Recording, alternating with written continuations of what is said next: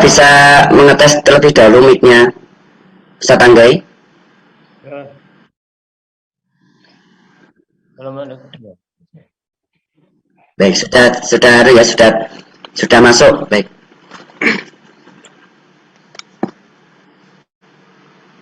Kita mulai terlebih dahulu aja ya untuk kajian di sore hari ini.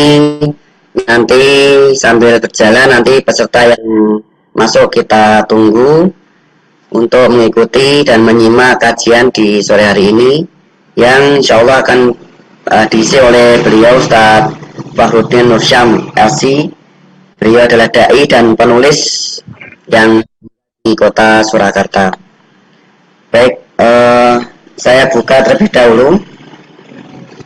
Bismillahirrahmanirrahim. Assalamualaikum warahmatullahi wabarakatuh. Waalaikumsalam Warahmatullahi wabarakatuh. Alhamdulillahirabbil alamin.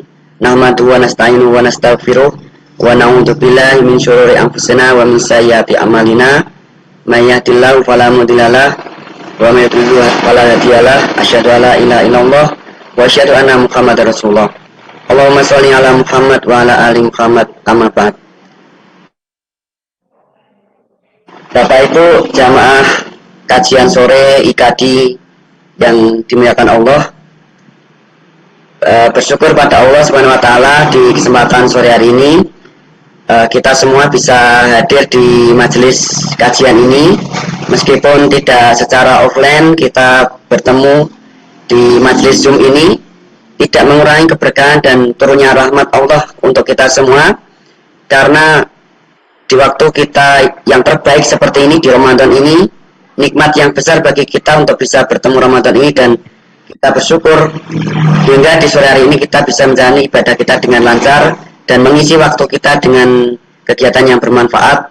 Salah satunya adalah kita hadir di majelis Zoom ini, yaitu kajian Ahad sore atau biasa disingkat KARE ya.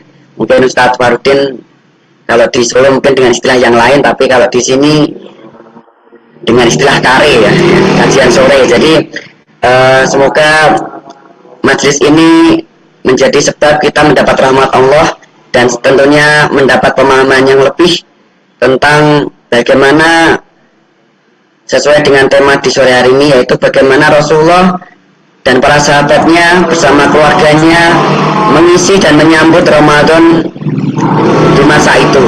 Jadi kita ingin mendapat penjelasan dan mendapat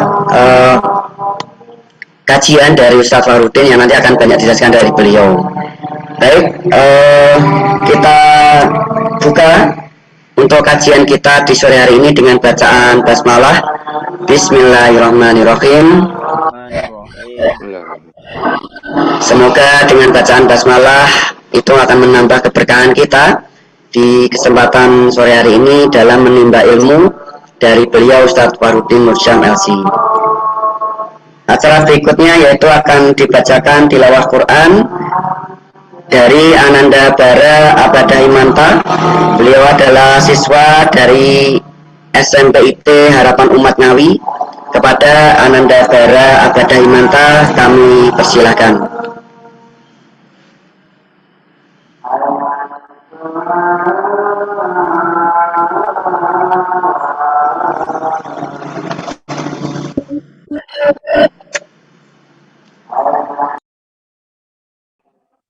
Assalamualaikum warahmatullahi wabarakatuh.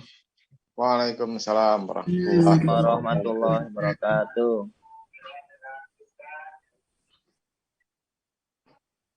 A'udzu billahi minasyaitonir rajim.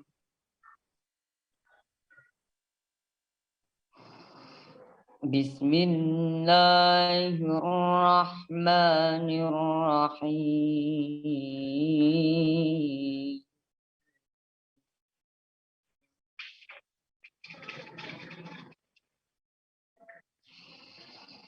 Ya ayyuhalladzina amanu in الله يجعل لكم فرقانا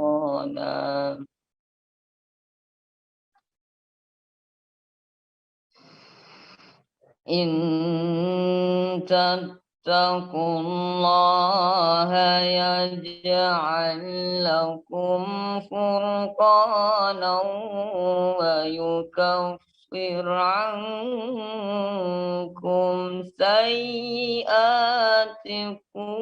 ويغفر لكم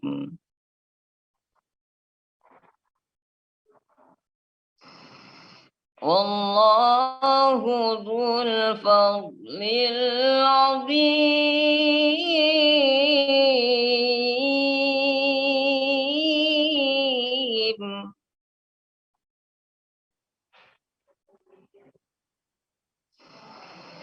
وإذ يمكر بك الذين كفروا ليثبتوك أو يقتلوك أو يخرجوك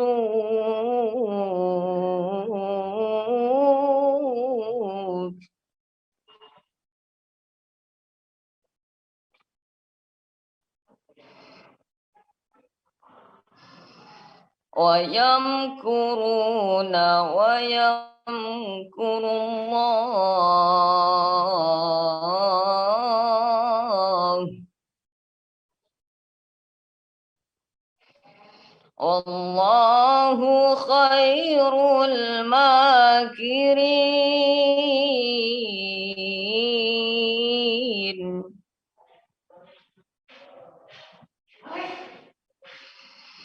وإذا تتلى عليهم آياتنا قالوا قد سمعنا لو نشاء لقلنا مثل هذا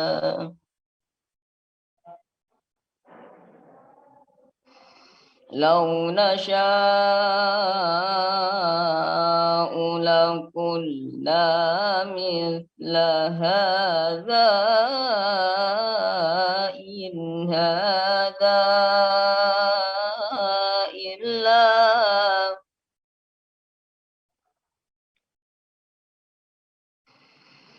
إن هذا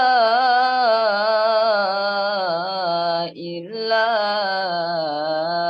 أساطير الأولين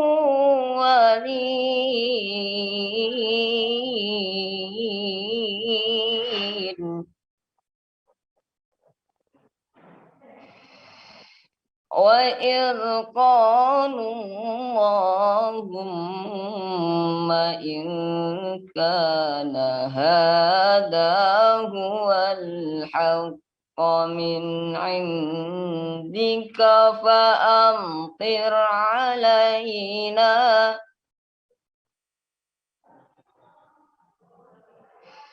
فأمطر علينا حجارة من السماء أو ائتنا بعذاب أليم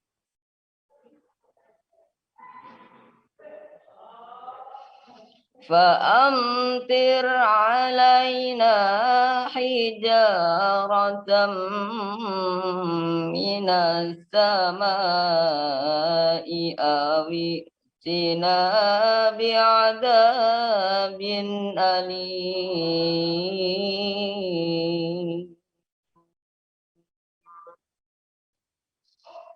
صدق الله العظيم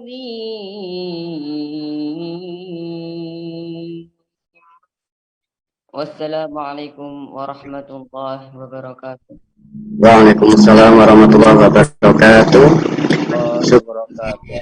Kalian kafir pada Ananda Bara Abada Himanta. beliau sudah membacakan Tauhid Rabbani yang semoga menjadi pengingat bagi kita untuk terus dekat dengan Al-Quran. Bapak Ibu jamaah kajian yang dimuliakan Allah, acara di sore hari ini diselenggarakan oleh IKADI, Ikatan Dai Indonesia Kabupaten Ngawi, bekerjasama dengan Lembaga Manajemen Infak atau LMI, dan Bapak Ibu jamaah sekalian bisa membantu berdonasi untuk kegiatan dakwah seperti ini dengan cara berinfak ke Lembaga Manajemen Infak melalui BSN dengan nomor rekening 7082604 Nanti akan diingatkan oleh operator dari kajian ini, nanti akan disampaikan untuk Bapak Ibu sekalian yang ingin berdonasi. Silakan sekali lagi menyampaikan infaknya kepada Lembaga Manajemen Infak melalui BSM dengan nomor rekening 7082604 Dan juga kami ingatkan untuk jamaah kajian sekalian, jangan lupa nanti untuk mengisi presensi kajian di sore hari ini. Baik, selanjutnya nanti akan masuk pada inti kajian di sore hari ini tentang bagaimana menghiasi Ramadan bagi keluarga kita semua. Untuk selanjutnya akan diisi tausiah dari beliau Ustaz Farudin Nursyam LC. Beliau adalah dai dan penulis dari Kota Surakarta. Pada beliau kami persilakan.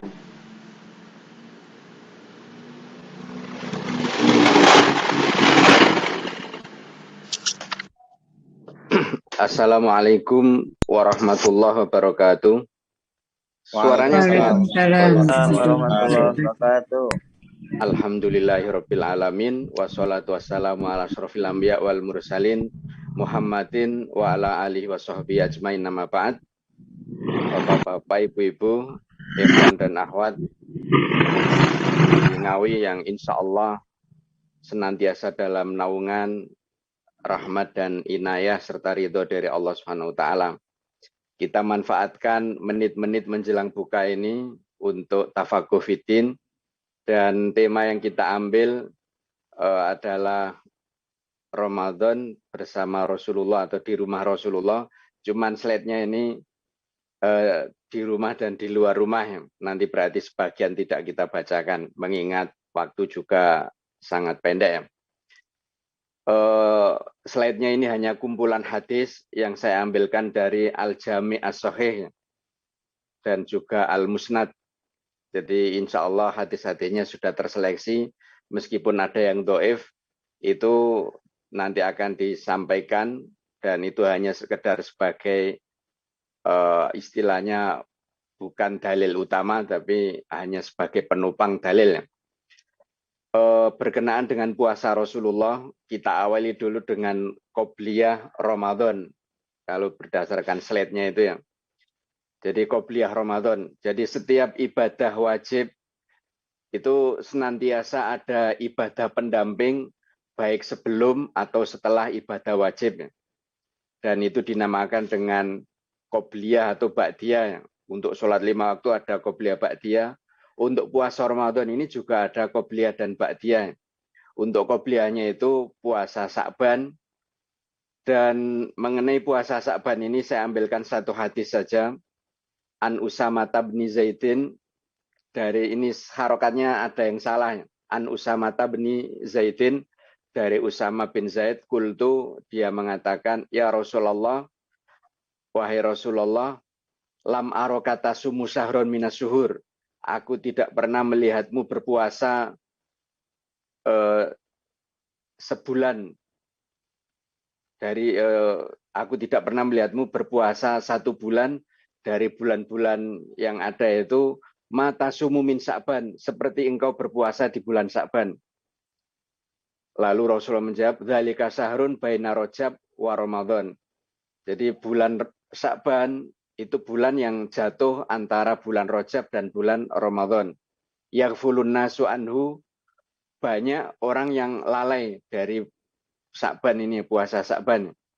wa huwa syahrun turfa'u fihil a'mal ila rabbil alamin, dan bulan Sya'ban adalah bulan di mana amal-amal hamba diangkat kepada Allah Subhanahu wa taala Rabbul Alamin. Fa uhibbu ayyurfa'a amali wa ana shaim, dan saya ingin amal perbuatan saya itu diangkat ke langit, dilaporkan wa ana shaim, sedang aku dalam keadaan puasa. Jadi untuk puasa Sya'ban itu perhatian Rasulullah sangat luar biasa.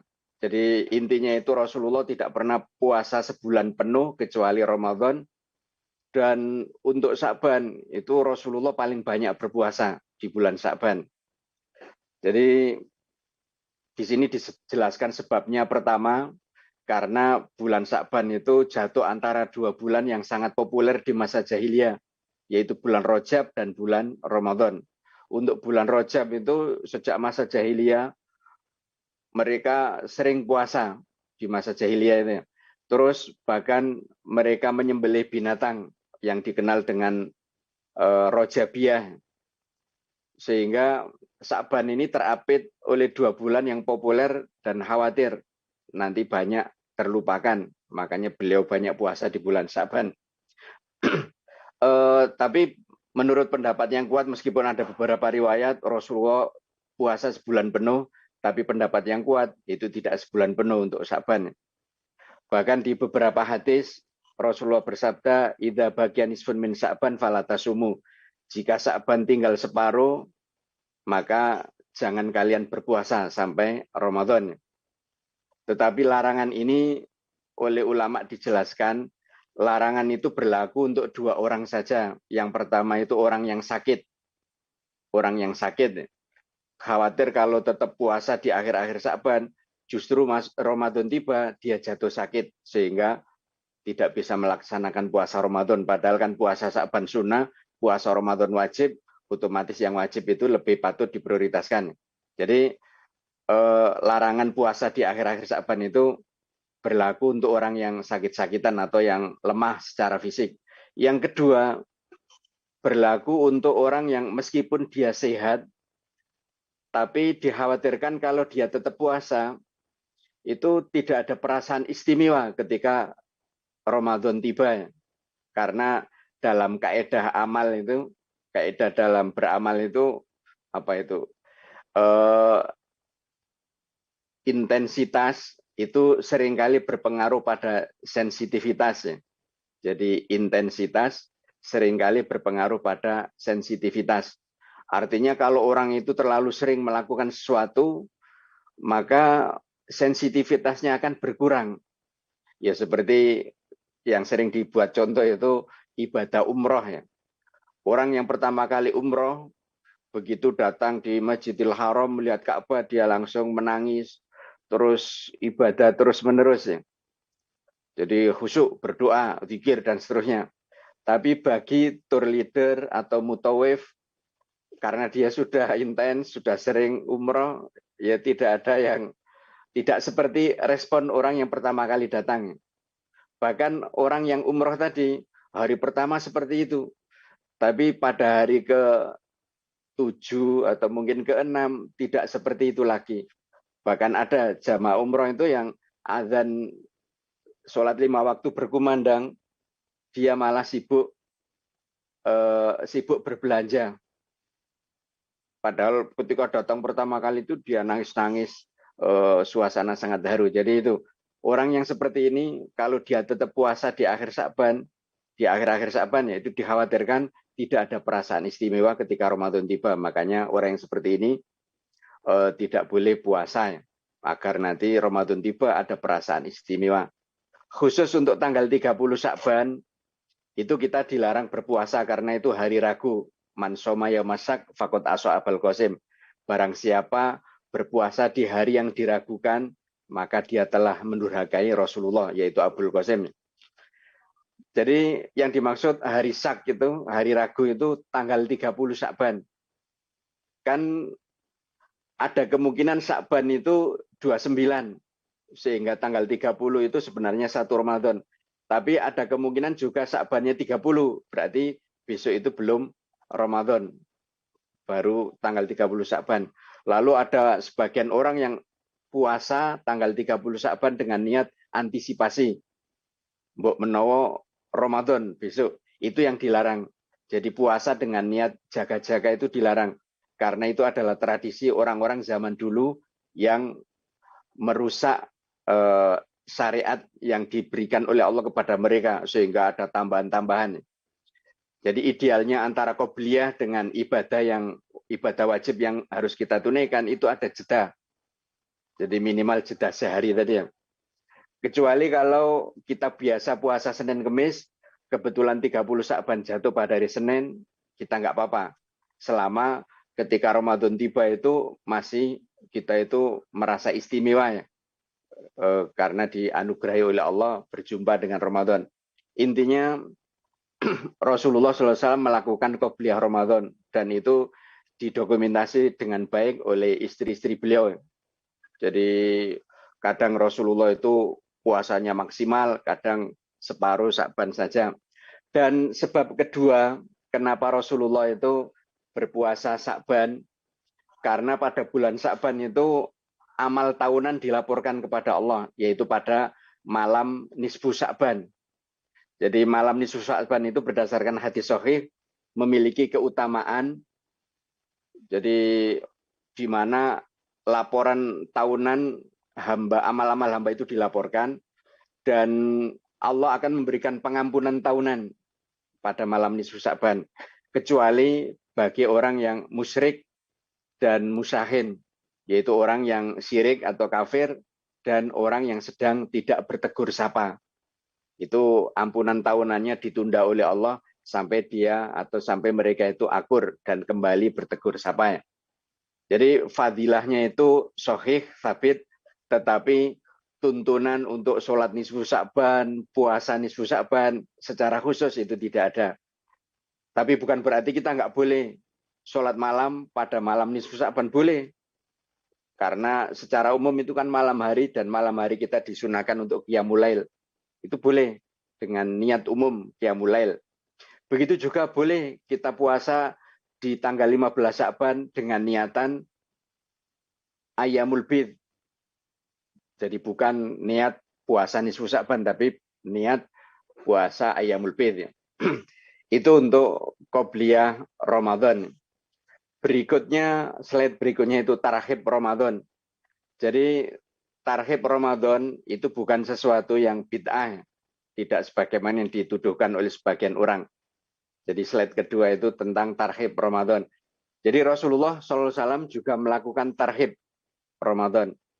Ini didasarkan pada hadis riwayat Abu Hurairah, saya bacakan hadisnya. An Abi Hurairah taqala, dari Abu Hurairah, ia menuturkan, qala Rasulullah SAW, Rasulullah bersabda, atakum Ramadhanu, telah datang kepada kalian bulan Ramadan, syahrun mubarak, bulan yang penuh berkah. Faradallahu azza wa jalla alaikum siyamahu, Allah azza wa jalla mewajibkan kepada kalian berpuasa di bulan Ramadan. Tuftahu fi abwabus sama, dibuka pada bulan Ramadan itu pintu-pintu langit. Wa tughlaqu fihi abwabul jahim, dan ditutup pintu-pintu neraka jahim. Dalam riwayat yang lain itu tuftahu abwabul jannah, pintu-pintu surga. Wa tughallu fi maradatu syayatin, dan diborgol maradatu syayatin, setan-setan yang jahat. Lillahi fihi lailatun khairum min alfi syahr, pada bulan Ramadan terdapat satu malam yang lebih baik dari 1000 bulan. Man hurima khaira faqad hurim, barang siapa yang terhalang mendapatkan kebaikan Lailatul Qadar, maka dia akan terhalang dari kebaikan di malam-malam yang lainnya. Jadi itu Rasulullah SAW melakukan tarhib, ya, penyambutan bulan Ramadan. Dan meskipun di sini menggunakan kata kerja pasten atau fi'il madhi, telah datang kepada kalian, seakan-akan itu sudah masuk Ramadan, tapi dalam riwayat yang lain itu masih di bulan Sya'ban. Seperti riwayat Salman ya. Riwayat yang kedua itu khotobana Rasulullah fi akhir yaumin min Sya'ban, di hari terakhir bulan Sya'ban. Ayuhan nas qad aghallakum syahrun azim, syahrun mubarak. Jadi telah datang kepada kalian atau Jadi telah menaungi kalian bulan yang mulia, bulan yang agung, yaitu bulan yang penuh berkah, bulan Ramadan. Ya. Jadi itu dilakukan pada bulan Sya'ban. Dan kenapa kok menggunakan kata kerja past tense? Karena dalam tradisi Arab itu sesuatu yang pasti datang, itu seakan-akan sudah datang. Seperti yang kita lakukan sehari-hari dengan sholat, iqomat sholat itu ya. Qad qomatis sholat, sungguh telah berdiri sholat, sungguh telah berdiri sholat. Padahal sholat belum terlaksana. Tapi sesuatu yang pasti akan kita lakukan itu seakan-akan sudah kita lakukan ya. Jadi itu. Dan dalam tarhib ini ada banyak versi.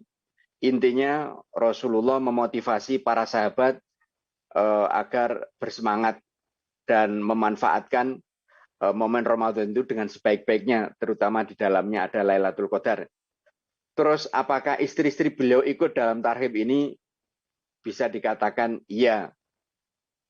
Jadi karena istri-istri Rasulullah SAW itu mereka itu termasuk tipe orang yang tidak mau ketinggalan dalam amal-amal kebaikan, momen-momen kebaikan. Sebagai satu contoh ya, Ummu Salamah itu pernah disisiri oleh pelayan atau budaknya.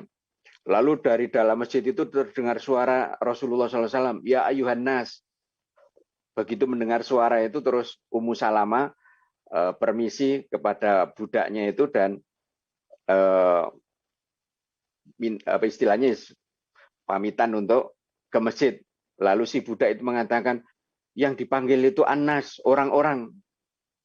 Jadi wanita nggak termasuk dalam panggilan itu, tapi Ummu Salamah mengatakan ana minan nas, saya termasuk Anas, orang-orang. Lalu Ummu Salamah datang ke masjid. Jadi intinya istri-istri Rasulullah bisa dipastikan ikut tarhib yang disampaikan oleh Rasulullah SAW. Jadi itu keluarga Rasulullah juga melakukan tarhib, ya itu manfaatnya sangat besar agar kita bisa memberikan pencerahan, pemahaman kepada kaum muslimin, terutama keluarga kita. Terus slide berikutnya, ru'yatul hilal dan niat puasa. Jadi Rasulullah SAW juga ikut melakukan ru'yatul hilal. Bahkan terutama hilal Sya'ban. Itu hadis kedua disebutkan. Aisyah menuturkan, karena Rasulullah SAW yatahafadu min hilal Sya'ban, ma la yatahafad min huirihi. Rasulullah SAW itu sangat memperhatikan hilal Sya'ban, tidak seperti beliau memperhatikan hilal di bulan-bulan lain. Karena hilal Sya'ban ini berkaitan erat dengan hilal Ramadan. Makanya terus untuk hilal Sya'ban beliau lebih perhatian. Terus ketika beliau melihat hilal, beliau berdoa seperti hadis yang pertama itu. Karena idza ra'al hilal, Rasulullah itu apabila melihat hilal, qala beliau mengucapkan Allahumma ahillahu alaina bil yumni wal iman wassalamati wal islam rabbi wa rabbukallah. Ya Allah, datangkanlah kepada kami dengan datangnya hilal ini ya. Atau datangkanlah hilal ini kepada kami dengan membawa yumni, kenikmatan, wal iman dan keimanan, wassalamah dan membawa keselamatan, wal islam dan keislaman. Terus beliau seakan-akan mengajak bicara hilal itu, Rabbi wa rabbukallah, Tuhanku dan Tuhanmu adalah Allah. Jadi Rasulullah seakan-akan berdialog dengan hilal ya, dan berharap hilal Ramadan, atau ini sebenarnya untuk semua bulan, terutama bulan Ramadan itu mendatangkan kenikmatan dan keimanan, juga keselamatan dan keislaman. Terus setelah itu beliau niat puasa. Jadi untuk niat puasa itu Rasulullah SAW senantiasa meniatkan di malam hari sampai menjelang subuh. Hadisnya saja awalannya tidak saya baca ya. Malam yubayyid asyama qoblal fajri falasyama lahu. Barang siapa yang tidak meniatkan puasa sebelum fajar, maka puasanya tidak sah.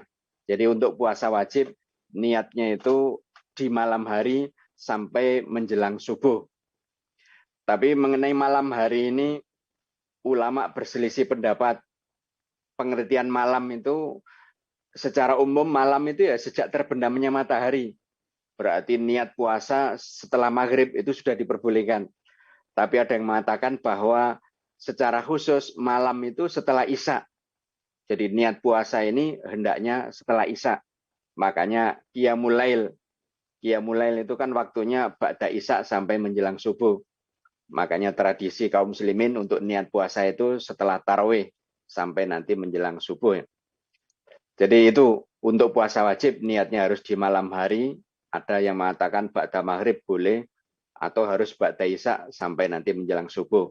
Sedangkan untuk puasa sunnah Rasulullah SAW itu seringkali niatnya nyusul selama sejak subuh sampai beliau niat puasa itu belum makan dan minum. Itu Rasulullah seringkali niat puasa. Tapi ini puasa sunnah. Saya bacakan hadis terakhir itu. An Aisyah radhiyallahu anha, dari Aisyah radhiyallahu anha, qalat, beliau ia menuturkan, qala li Rasulullah SAW, Rasulullah bersabda kepadaku, dzata yaumin, pada suatu hari, ya Aisyah, wahai Aisyah, hal alaikum syai, hal indakum syai, apakah kalian punya sesuatu makanan untuk sarapan pagi ini? Qalat, Aisyah menjawab, fakultu, aku menjawab, ya Rasulullah, wahai Rasulullah, ma indana syai, kita tidak punya sarapan, tidak punya makanan sedikit pun. Lalu Rasul menjawab, fa inni so'im, kalau begitu saya puasa. Qalat fa kharaja Rasulullah, Aisyah mengatakan Rasulullah pergi, fa uhdiyat lana hadiah, lalu kami setelah itu mendapatkan hadiah. Falamma raja Rasulullah, ketika Rasulullah kembali pulang ya, Aisyah mengatakan, ya Rasulullah, uhdiyat lana hadiah, kami diberi hadiah berupa makanan. Waqad khaba'tu laka syai'an, aku telah menyimpan sedikit atau sebagian untuk engkau. Qala ma huwa, apa itu? Qultu hais, bubur hais ya. Qala hatihi, silakan berikan kepadaku ya. Faji itu bihi fa'akala, lalu Aisyah membawakan hais itu kepada beliau, lalu beliau makan. Sumakola, kemudian beliau berkata, qad kuntu asbahtu so'iman, tadi saya itu sudah berniat puasa, tapi setelah itu saya membatalkannya karena ada bubur hais. Jadi intinya pelajaran bisa kita petik bahwa untuk puasa sunnah, niat puasa itu boleh nyusul. Boleh nyusul ya. Itu jadi selama sejak subuh sampai niat itu belum makan apapun ya boleh niat puasa sunnah. Terus yang kedua, ini yang tradisi Rasul yang beda dengan kita. Kalau Rasulullah itu enggak ada makanan untuk sarapan, beliau puasa. Beda dengan kita. Kalau kita enggak ada makanan untuk sahur, malah kita enggak puasa. Baru kalau ada makanan untuk sahur, kita baru niat puasa. Itu bedanya. Jadi Rasulullah kalau nggak ada makanan malah puasa, kita kalau nggak ada makanan malah nggak puasa. Terus yang ketiga, bolehnya membatalkan niat puasa kalau itu puasa sunnah. Jadi puasa sunnah itu kita yang memegang kendali. Kalau mau diteruskan silakan, kalau mau dibatalkan ya silakan. Beda dengan puasa wajib. Terus berikutnya, kondisi Rasulullah saat berpuasa. Jadi kondisi Rasulullah saat berpuasa, slide berikutnya, kadang beliau memulai puasa dalam keadaan junub. Jadi yang sering Rasulullah itu ya puasa dalam keadaan suci. Tapi kadang-kadang Rasulullah itu memulai puasa dalam keadaan junub. An Aisyata wa Ummi Salamah annahuma qalata, Aisyah dan Ummu Salamah menuturkan, karena Rasulullah SAW yusbihu junuban fi Ramadan min jima'in ghairi ihtilam. Rasulullah SAW kadang-kadang di pagi hari itu dalam keadaan junub di bulan Ramadan. Min jima'in, karena jima, karena hubungan intim suami istri. Ghairi ihtilamin, bukan karena mimpi. Sumayasumu, kemudian setelah itu beliau berpuasa. Jadi maksudnya begini, Rasulullah itu ketika sahur, beliau dalam keadaan junub. Memulai puasa itu dalam keadaan junub. Baru setelah itu ketika hendak sholat subuh, beliau mandi, mandinya itu untuk sholat subuh. Jadi hadis ini menunjukkan bahwa bolehnya memulai puasa dalam keadaan junub. bolehnya mulai puasa dalam keadaan junub, sahur dalam keadaan junub. Dan junubnya Rasulullah itu bisa dipastikan karena hubungan intim suami istri. Karena Rasulullah itu tidak pernah mengalami mimpi basah. Jadi Rasulullah itu terpelihara dari mimpi basah karena mimpi basah itu tala'u bisyaiton. Jadi termasuk permainan setan, meskipun itu juga karena unsur apa ya, istilahnya mekanisme tubuh. Kalau penuh itu ya akan keluar. Kalau tidak melalui hubungan intim ya mungkin melalui mimpi. Tapi di situ ada peran setan dan Rasulullah terjaga dari godaan setan sehingga beliau tidak mengalami mimpi basah. Jadi terus bagaimana dengan baliknya, ya apa istilahnya, Rasulullah kan diutus usia 40 tahun ya, sehingga ketika beliau balik beliau belum jadi rasul. Jadi meskipun seorang rasul itu apa istilahnya mengalami irhasot. Irhas itu penjagaan dari Allah sebelum jadi rasul atau untuk calon rasul. Irhas itu ya. Jadi irhas itu penjagaan dari Allah untuk calon-calon rasul, itu namanya irhas. Jadi Rasulullah, para rasul itu tidak mungkin punya masa lalu yang kelabu. Beda dengan wali.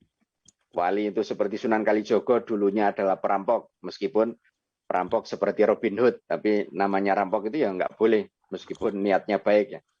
Jadi wali-wali itu punya masa yang kelabu. Fudail bin Iyad itu dulunya adalah rampok, begal, tapi setelah itu bertobat.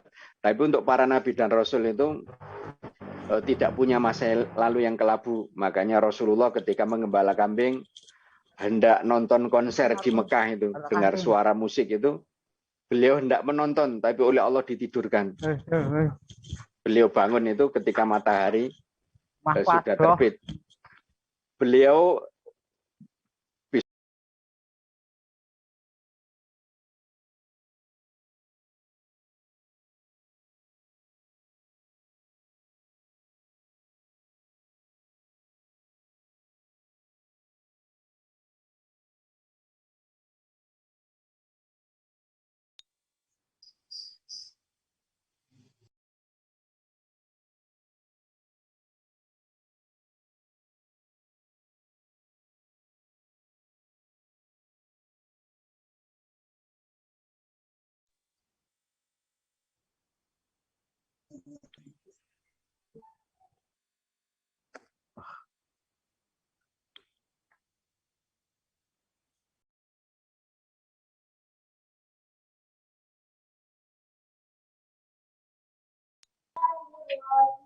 suaranya bisa didengar itu ya?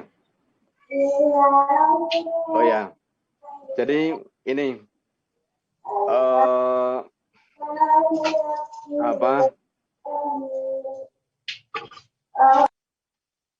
mungkin ada orang yang suudzon, wah Rasulullah ya malam-malam Ramadan apa istilahnya kok sempat-sempatnya junub.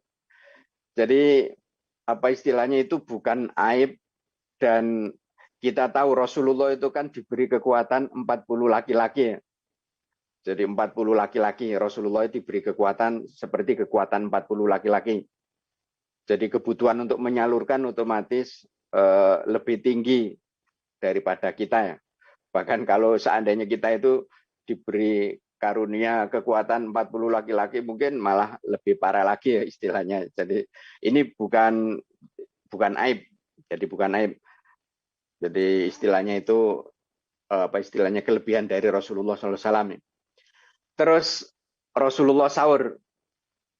Jarak antara sahur Rasul dengan adzan subuh itu kira-kira 50 ayat. Seperti hadis Anas ya. Zaid bin Sabit dan Anas bin Malik ini pernah bersahur bersama Rasulullah. Kemudian Rasulullah pergi ke masjid. Lalu Qatadah bertanya, "Qultu kam kana bainal adzan was sahur?" Berapa jarak antara adzan dan sahur Rasulullah? Maksudnya adzan subuh dan sahur Rasul. Qala qadru khamsina ayat, sekitar 50 ayat. Jadi Rasulullah biasa sahur itu ya sekitar 50 ayat dari adzan subuh. Kalau dikonversi ke menit itu ya sekitar 10 menit. Jadi jarak antara sahur Rasul dengan adzan subuh itu sekitar 10 menit. Yang orang sekarang itu ditandai dengan imsak atau di Jawa Timur itu tarhim. Jadi justru intinya ya tarhim itu penanda sahur selesai. Sahur selesai. Cuman seandainya masih sahur ya nggak apa-apa. Ini sahur yang paling ideal. Sahur yang paling ideal. Dan sering jadi bahasannya. Imsak itu ada yang mengatakan bid'ah. Itu tidak dikenal pada zaman Rasulullah, teriak-teriak imsak. Juga membangunkan orang dengan kentongan, dengan nabuh tiang listrik, dengan ini dan itu ya. Itu tidak ada pada zaman Rasul dan itu masuk kategori bid'ah. Karena pada zaman Rasul itu hanya ada adzan. Jadi adzan pertama itu kalau nggak salah itu Bilal ya. Terus adzan yang kedua itu Ibnu Umi Maktum. Jadi adzan pertama itu untuk sahur, adzan kedua itu untuk subuh. Jadi kalau imsak dan seterusnya itu masuk kategori bid'ah. Tapi kalau moderat, kalau boleh adil ya, objektif itu selama adzan pertama itu dilaksanakan, maka imsak atau yang lainnya itu tidak masuk kategori bid'ah karena itu makulatul makna. Itu maknanya bisa ditangkap, yaitu ingin membangunkan orang. Jadi itu untuk membangunkan orang agar masak untuk sahur atau agar sahur kalau sudah masak ya. Jadi itu sesuatu yang bisa ditangkap maknanya sehingga tidak bisa dianggap sebagai bid'ah. Kecuali kalau itu digunakan untuk menggantikan adzan pertama, itu yang nggak boleh. Kalau adzan pertama juga tetap dilaksanakan, tapi itu sebagai tambahan pengingat, itu nggak apa-apa. Misalnya kan ada orang itu adzan pertama belum bangun, sehingga kita harus ngetok pintu untuk membangunkan biar dia sahur. Terus daripada ngetok pintu itu ada 20 rumah, ada 50 rumah kan ya capek. Sekali dari masjid kita bangunkan. Itu nggak apa-apa, logis.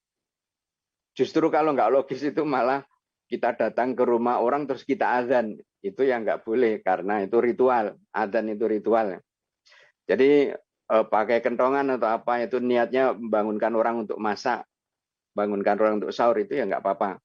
Itu tradisi yang baik. Jadi tradisi yang baik ya. Kalau ada yang merasa terganggu, itu mungkin karena bisa jadi dia ya apa istilahnya nggak puasa atau dia begadang semalam baru saja tidur atau dia menganggap bahwa itu bid'ah. Intinya jarak sahur antara jarak sahur Rasul dengan adzan subuh itu 50 ayat, kalau dikonversi menit kira-kira 10 menit ya. Terus berikutnya itu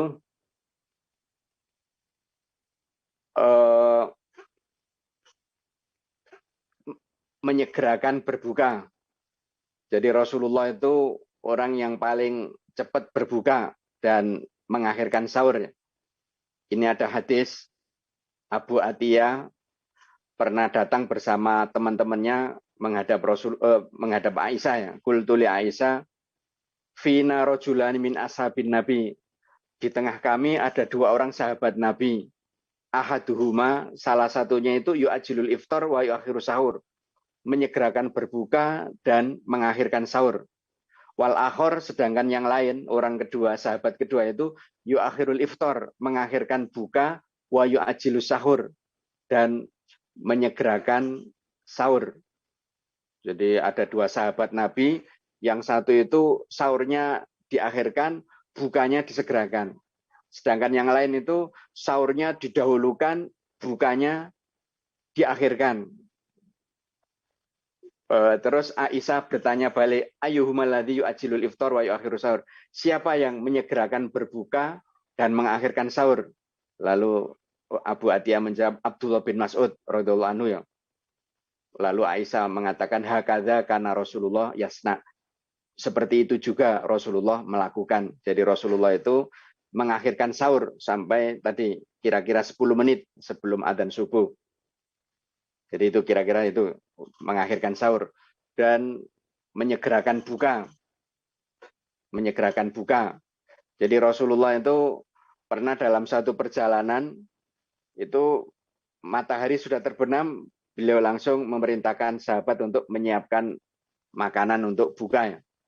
Lalu sahabat itu ada yang ngeyel, tunggu sebentar sampai agak gelap.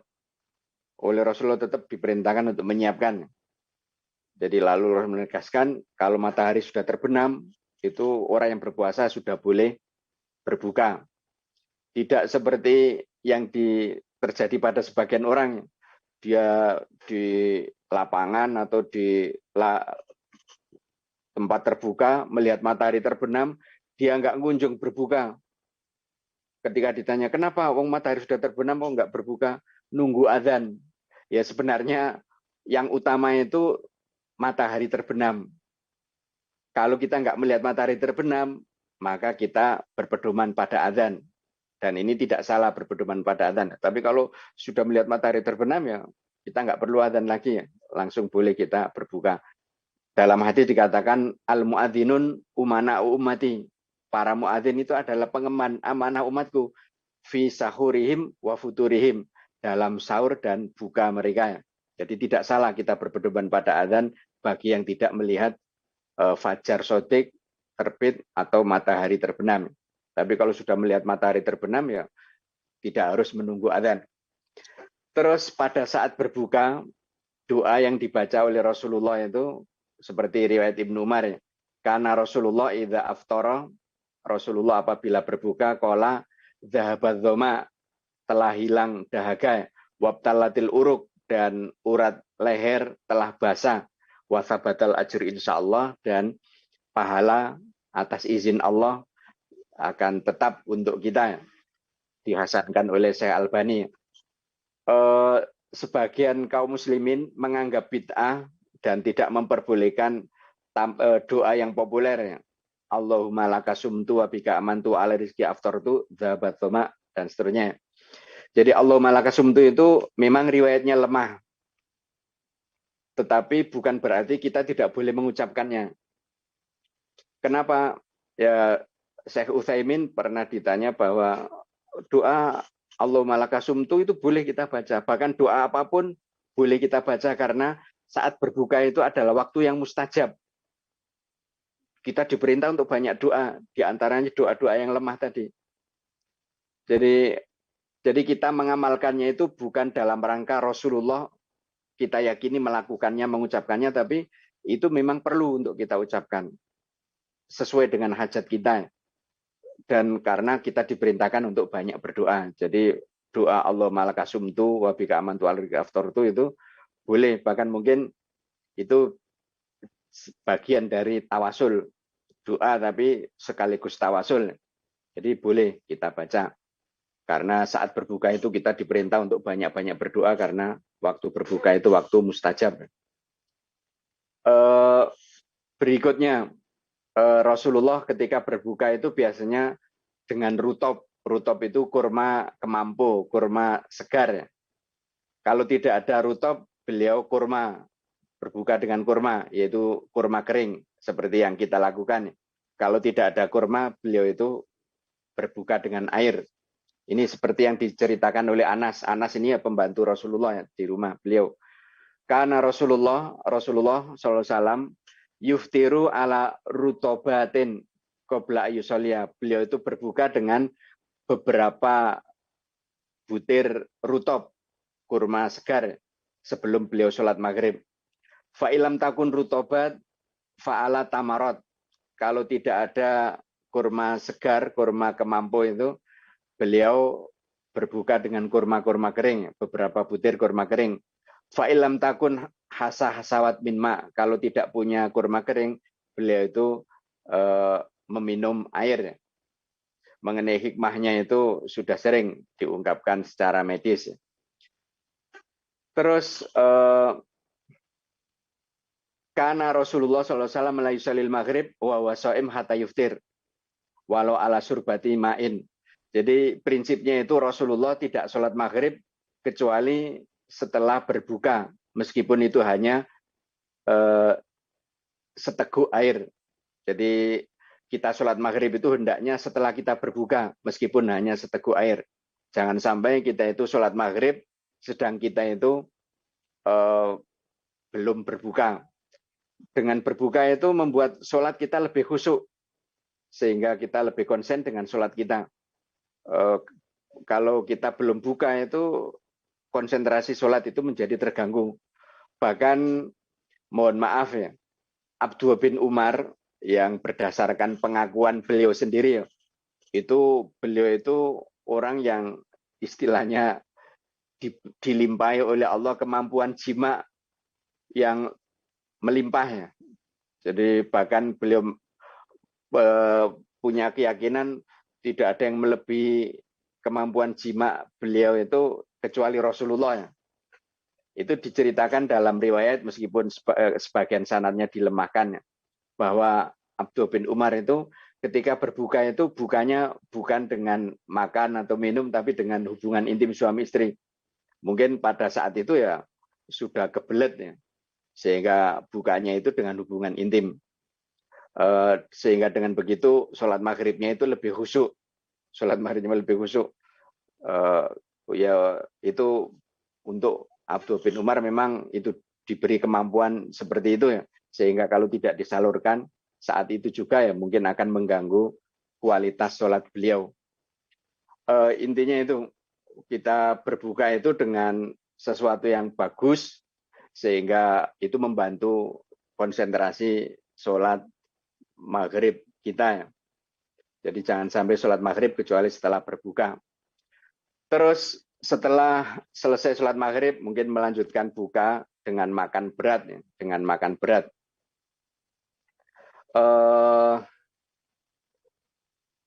Setelah itu sholat taraweh, kita lanjutkan slide berikutnya. Untuk sholat taraweh itu dari segi jumlah rokaat itu seperti riwayat Aisyah ya.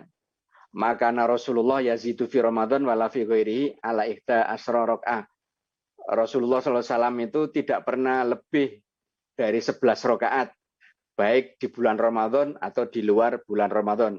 Jadi sholat malam atau taraweh itu Rasulullah rakaatnya itu 11 rakaat. Terus apakah dengan begitu kita tidak boleh taraweh 23 rakaat? Itu ada dua pendapat.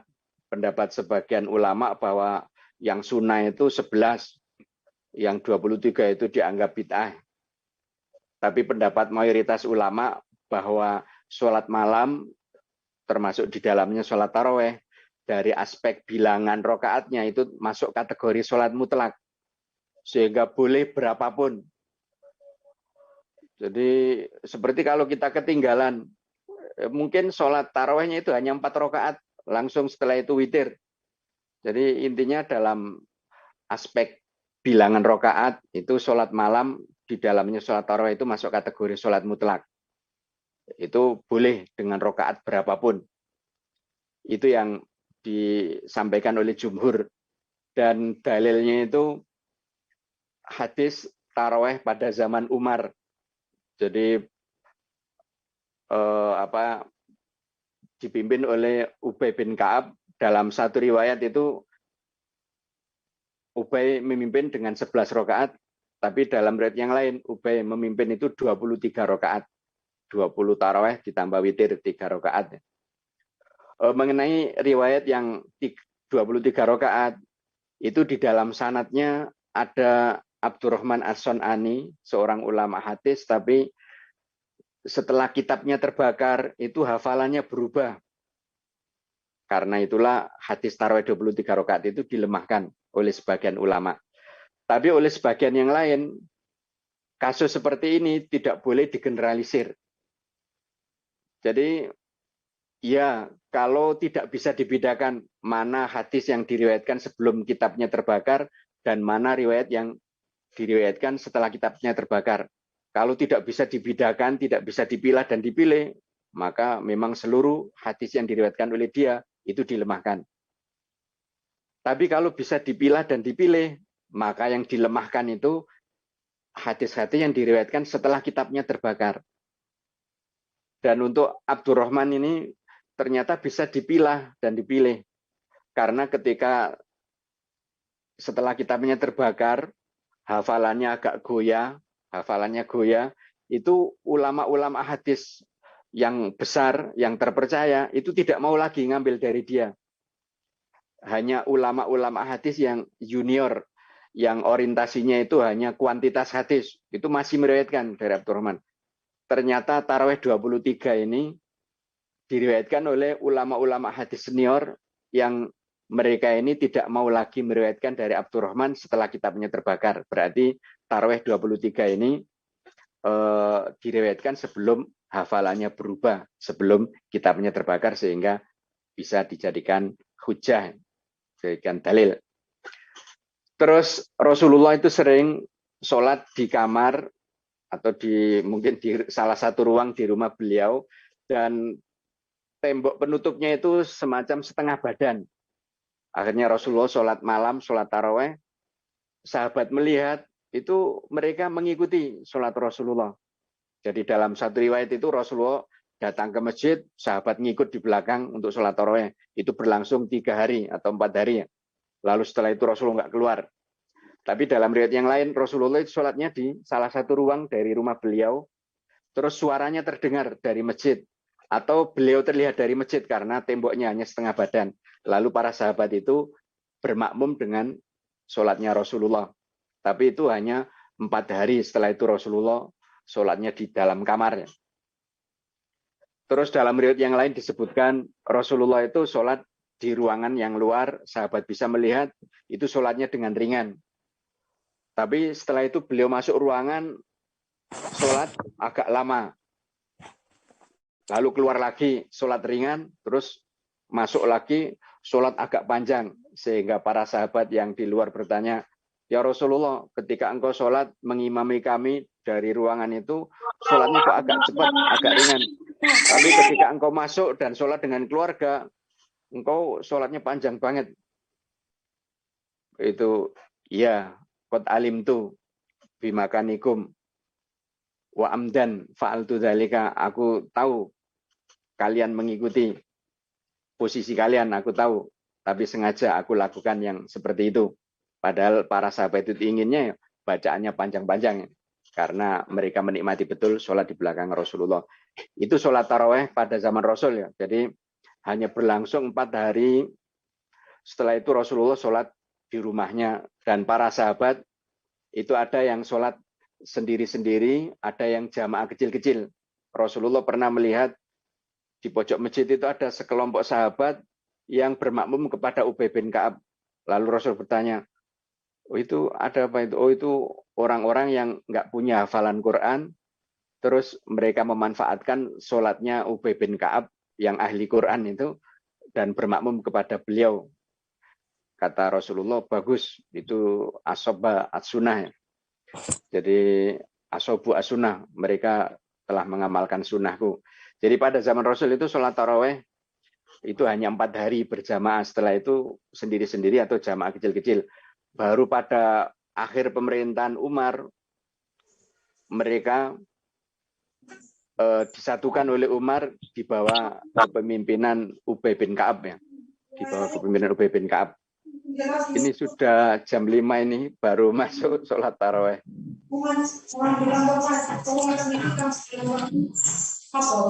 Meeting. Waktunya nggak apa-apa, dilanjutkan aja ya. Jadi itu mungkin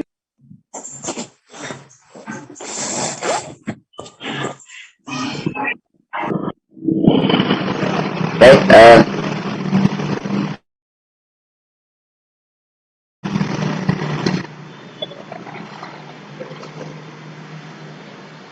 Mic-nya kemut lagi, Ustaz.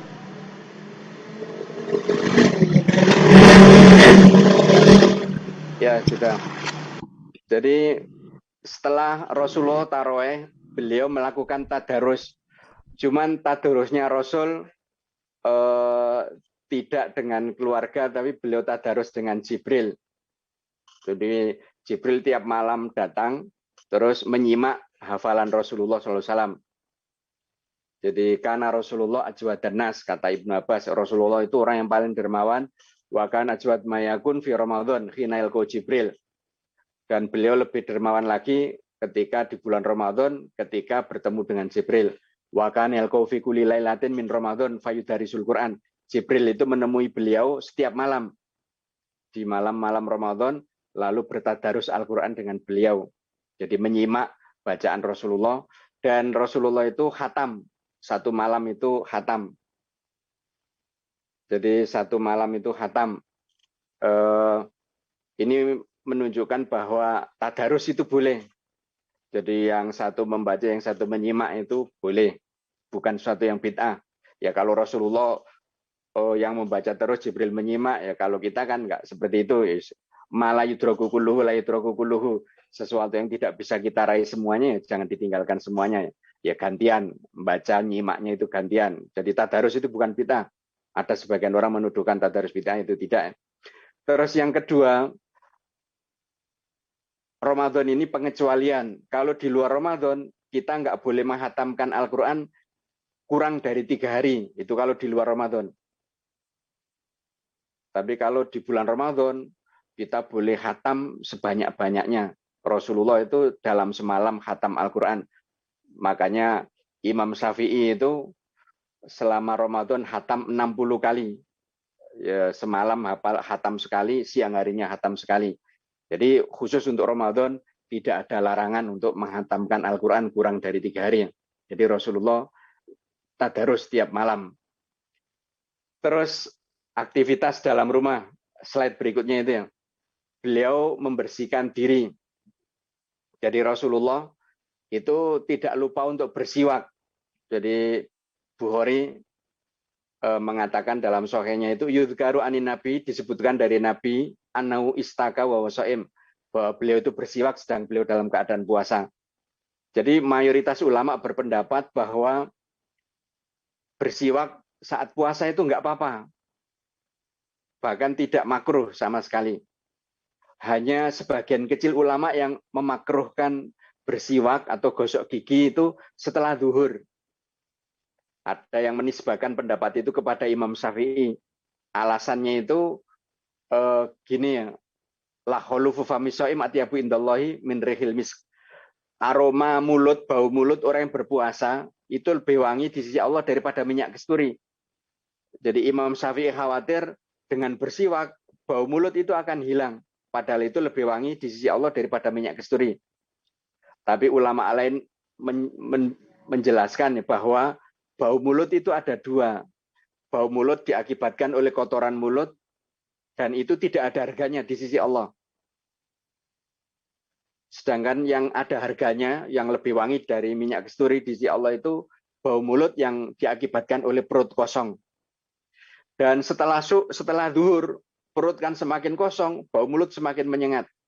Dengan bersiwak itu memperingan, karena bau mulut yang akibat kotoran mulut itu nggak ikut-ikutan. Sehingga yang tersisa itu bau mulut akibat perut kosong, dan itu tidak hilang dengan bersiwak. Jadi bersiwak, gosok gigi, silakan. Baik di pagi hari, siang hari maupun sore hari, silakan. Nggak ada masalah. Itu yang dicontohkan Rasulullah. Terus beliau tetap berhias diri. Iktahala Rasulullah wa so'im. Jadi Rasulullah itu memakai celak padahal beliau berpuasa. Jadi Rasulullah tetap berhias, memakai celak itu di samping untuk terapi juga untuk ya biar terlihat tampan, berwibawa. Juga berdasarkan riwayat Bukhari, Ibnu Mas'ud mengatakan, "Idza kana yaumu shaumi ahadikum," apabila salah seorang di antara kamu berpuasa, falyusbih dahinan mutarajilan, hendaknya di pagi hari dia itu dalam keadaan rambutnya itu berminyak, mutarojilan dan disisir rapi. Jadi saat puasa itu kita itu jangan tampil zuhud, rambutnya acak-acakan, terus kelihatan kedodoran. Justru kita harus tampil rapi. Itu untuk ya kalau puasa sunnah ya untuk menunjukkan menyembunyikan puasa kita. Juga untuk memberikan kesan bahwa puasa Ramadan itu sama sekali tidak mengurangi semangat kita, kinerja kita, ya kita tetap tampil terengginas dan seterusnya. Jadi itu tetap berhias diri. Berikutnya, slide berikutnya, tetap romantis, terutama di awal dan pertengahan Ramadan. Jadi untuk pertengahan dan awal Ramadan, Rasulullah itu tetap menyapa istri-istri beliau dan mencium, bahkan melakukan sentuhan, dalam tanda petik itu sentuhan erotis ya. Jadi Aisyah menuturkan, qalat kana Nabi SAW adalah Nabi SAW yukobil, beliau mencium, wa yubasir, dan melakukan sentuhan-sentuhan, wa huwa so'im, sedang beliau dalam keadaan puasa. Wa kana amlakakum liirbihi, dan beliau itu orang yang paling mampu mengendalikan nafsunya, syahwatnya. Itu riwayat Bukhari. Dalam riwayat Ahmad ada tambahan, tsumma yaj'al bainahu wa bainaha thauban. Kemudian beliau menjadikan antara beliau dan aku, atau antara beliau dan Aisyah itu thauban, penutup kain, yakni al-farja, yaitu farji. Jadi di bagian farji itu ditutup. Ya untuk antisipasi, jangan sampai kebablasan. Meskipun beliau orang yang paling mampu mengendalikan nafsunya. Jadi kuncinya itu seseorang boleh mencium, boleh juga melakukan sentuhan-sentuhan dengan syarat dia orang yang mampu mengendalikan diri, tidak sampai meremen-meremen sehingga dikhawatirkan terjadi hubungan intim suami istri. Dan itu pernah terjadi. Rasulullah didatangi oleh seorang pemuda, bertanya, Rasulullah, bolehkah mencium istri di siang hari di bulan Ramadan? Rasulullah memperhatikan terus mengatakan tidak boleh. Lalu ada bapak-bapak yang sudah agak sepuh bertanya yang sama, tapi Rasul menjawab boleh. Para sahabat yang melihat itu istilahnya berisyarat mata ya. Jadi mungkin ya keheranan. Yang pertama dijawab tidak boleh, yang kedua dijawab boleh. Lalu Rasulullah mengatakan, aku melihat wajah-wajah kalian penuh dengan keheranan. Ya, kenapa jawabannya beda? Karena aku melihat pemuda itu orang yang tidak mampu mengendalikan diri. Sedangkan aku melihat bapak-bapak itu bisa mengendalikan diri. Jadi kuncinya itu bisa mengendalikan diri. Jangan sampai terjadi hubungan farji, hubungan intim yang sudah farji, yang membatalkan puasa dan mendatangkan kafarat. Dan sebagai bentuk kehati-hatian itu ya ditutup. Jadi mungkin menggunakan kain basahan, selembar kain untuk menutupi biar tidak terjadi hubungan intim yang sampai ke farji. Dan ini terjadi pada awal dan pertengahan Ramadan. Untuk 10 hari terakhir Ramadan, Rasulullah tidak lagi melakukan hubungan intim. Ini didasarkan pada hadis Aisyah.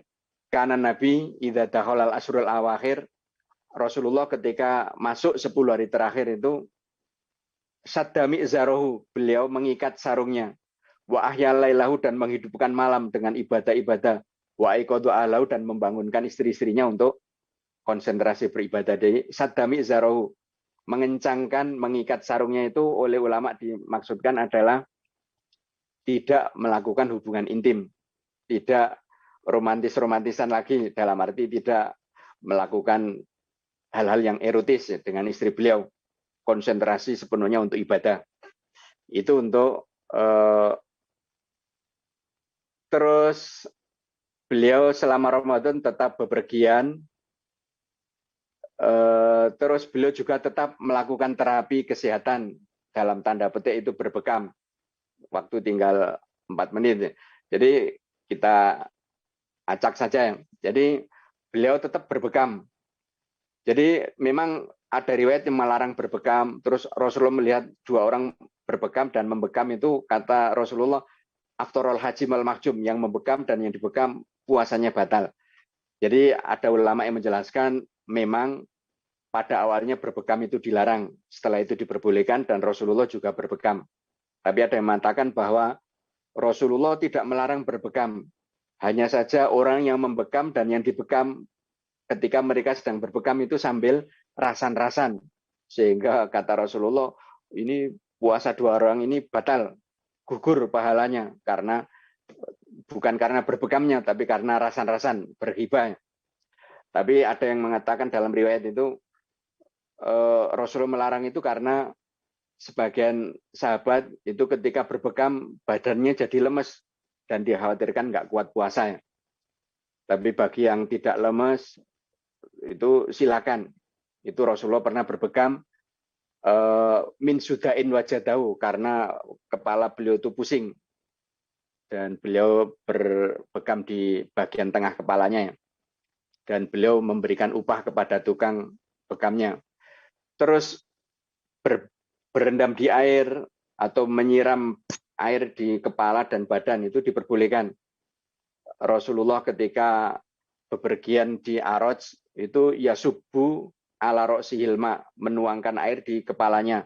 Wa huwa shaim, sedang beliau dalam keadaan puasa, minal atos karena haus, au minal har atau karena cuaca yang sangat panas ya. Jadi berendam di air itu kalau memang kepepet ya silakan, asal tidak dari pagi sampai maghrib ya.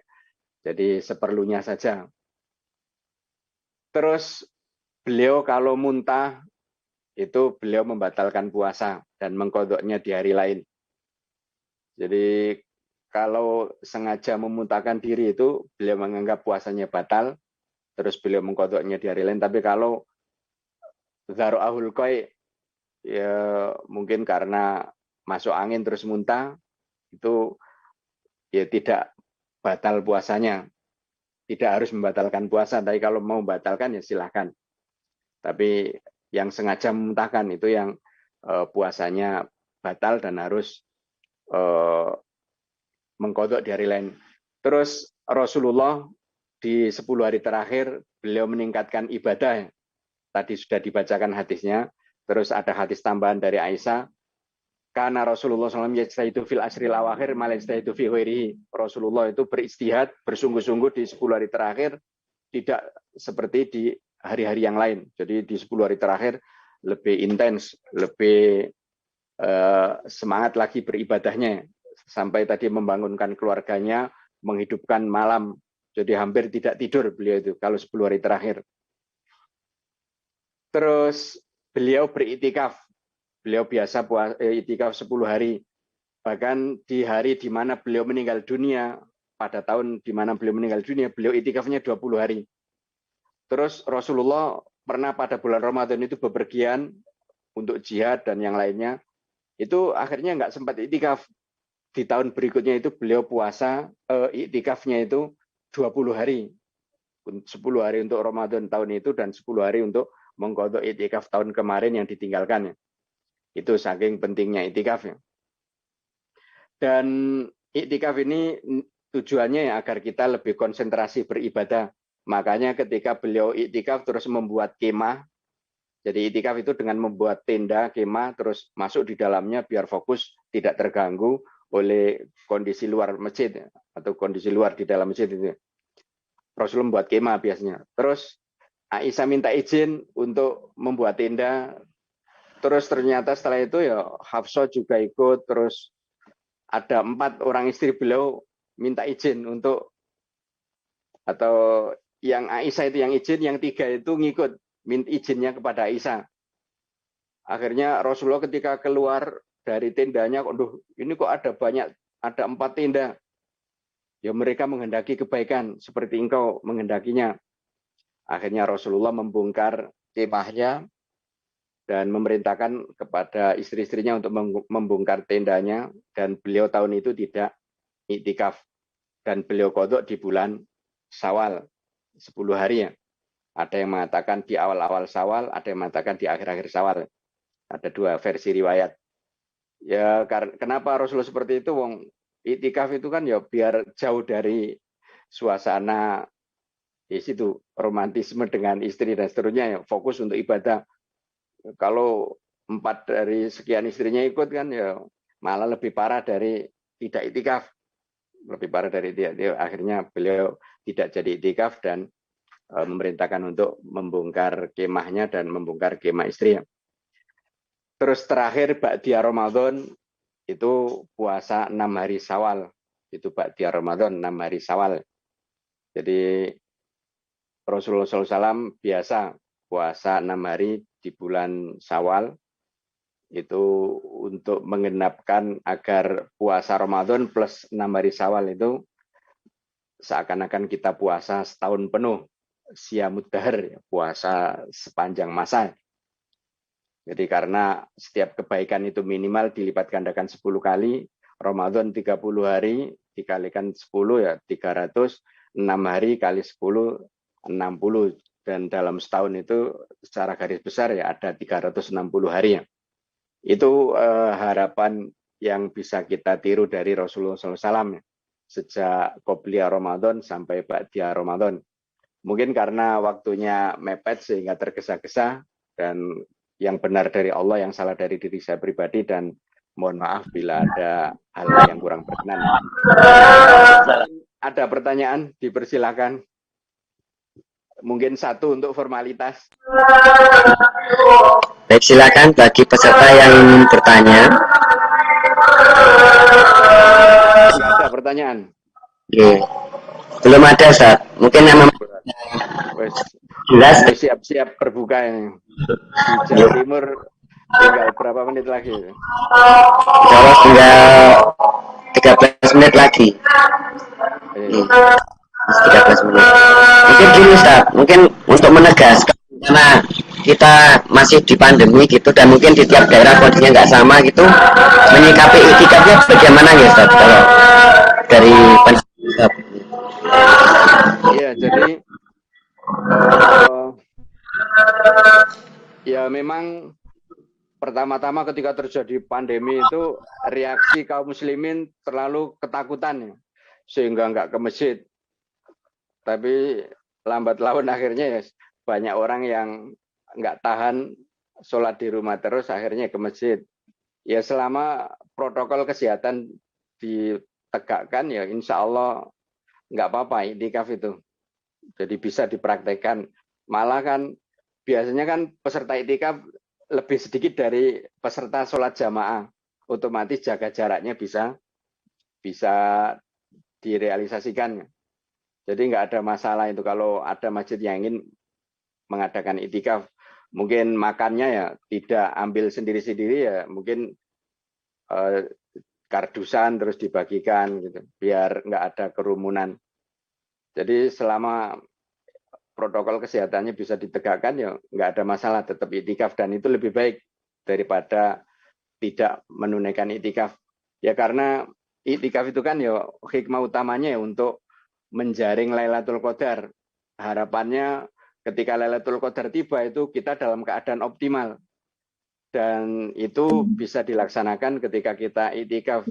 Kalau kita di rumah kan mungkin ya nanti terganggu anak-anak, mungkin terganggu istri, atau mungkin kita sendiri disibukkan dengan HP, ditambah lagi televisi, mungkin acaranya banyak yang menarik ya.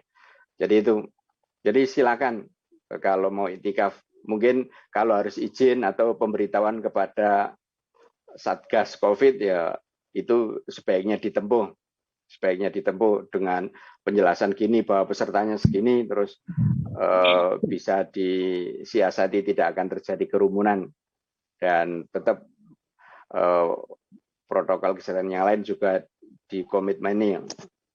Itu nggak ada masalah untuk iktikaf itu ya. Ya mungkin sambil melihat apakah di daerah sekitar itu ada yang menderita yang terkena COVID. Kalau hijau ya nggak ada masalah. Mungkin yang merah itu ya sebaiknya tidak, daripada nanti mengundang fitnah, didatangi Satgas terus diinterogasi di ini ya sebaiknya tidak mengadakan. Kalau zona hijau ya mengadakan nggak apa-apa dengan koordinasi pihak pemerintah atau pihak yang terkait ya. Itu nggak ada masalah. Mungkin di Solo ya iktikaf. Di masjid saya itu sejak awal pandemi ya sholatnya tetap rapat. Ya memang kebetulan takmirnya agak militan. Akhirnya ya tahun kemarin saya nggak ke masjid, Ramadan kemarin ya nggak ke masjid. Tapi setelah itu kok dipikir-pikir kalau nggak ke masjid ya nggak enak. Akhirnya setelah itu ke masjid, dan yang penting ya pakai masker, itu ikhtiar terakhir. Karena jarak softnya itu ya rapat, sering disinggung. Dulu pas pakai masker saja disinggung, karena kebetulan kan beliaunya orang gumuk kan melarang sholat pakai masker. Padahal kan memang itu larangan tapi makruh, dan makruh itu hilang kemakruhannya kalau ada hajat. ada keperluannya. Dan itu yang diterapkan oleh Utsman bin Affan, oleh Zaid bin Thabit, oleh Marwan, juga oleh istri-istri Rasul, Asma itu ya, atau bukan, ya bukan istri Rasul, Asma ya, atau Aisyah juga. Pas ihram itu kan nggak boleh menutup muka, tapi ketika ada jamaah laki-laki lewat, itu Aisyah, juga Asma dan sahabiat yang lain itu menutup muka.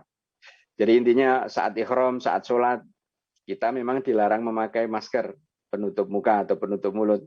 Tapi kalau ada keperluan, itu sekedar laki-laki lewat, kita boleh menutup, apalagi ini virus yang lewat, yang menimbulkan bahaya dan tidak kelihatan, itu kan lebih membahayakan. Itu ya berarti lebih boleh untuk mengenakan masker.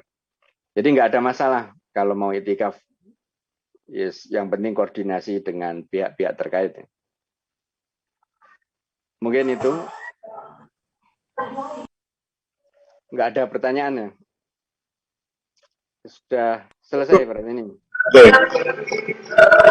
Ini sudah cukup Ustaz untuk kita tutup dengan doa ini ya. Mari kita tutup acara ini dengan doa. Allahumma inna nas'aluka bi annana nasyhadu annaka antallah la ilaha illa antal ahadus samadul ladzi lam yalid wa lam yulad wa lam yakul lahu kufuwan ahad. Allahumma ij'al tajammu'ana hadza tajammu'an marhuma waj'al tafarruqana min ba'di tafarruqan maksuma. Ya Allah, jadikanlah pertemuan kita kali ini pertemuan yang penuh dengan rahmat-Mu, dan jadikanlah perpisahan kita setelah ini perpisahan yang senantiasa di bawah lindungan-Mu. Rabbana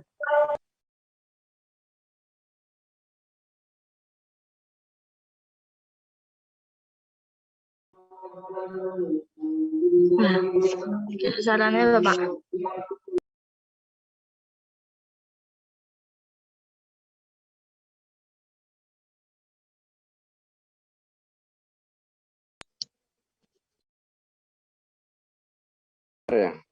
ya. Ya Allah, Allahumma ij'al tajammu'ana hadza tajammu'an marhuma waj'al tafarruqana min ba'di tafarruqan maksuma. Ya Allah, jadikanlah pertemuan kita kali ini pertemuan yang penuh dengan rahmat-Mu, dan jadikanlah perpisahan kita setelah ini perpisahan yang senantiasa berada dalam lindungan-Mu. Allahumma arinal haqqa haqqa warzuqna ittiba'ah wa arinal batila batila warzuqna ijtinabah. Ya Allah, perlihatkanlah kepada kami kebenaran itu sebagai kebenaran, dan berikan kemampuan kepada kami untuk mengikutinya, dan perlihatkanlah kepada kami kebatilan itu sebagai kebatilan, dan berikan kepada kami kemampuan untuk menjauhinya. Rabbana atina min ladunka rahmah wa hayyi' lana min amrina rasyada. Ya Allah, berikan kepada kami Rabbana hab lana min azwajina wa dzurriyyatina qurrata a'yun waj'alna lil muttaqina imama. Rabbana dzalamna anfusana wa illam taghfir lana tarhamna lanakunanna minal khasirin. Allahumma laka sumna wa bika amanna wa ala rizqika aftarna dzhabadh dhama wa btalatil uruq wa thabatal ajru insyaallah. Rabbana atina fid dunya hasanah wa fil akhirati hasanah wa qina adzabannar. Subhana rabbika rabbil izzati amma yasifun wa salamun alal mursalin walhamdulillahi rabbil alamin. Wassalamualaikum warahmatullahi wabarakatuh. Waalaikumsalam warahmatullahi wabarakatuh.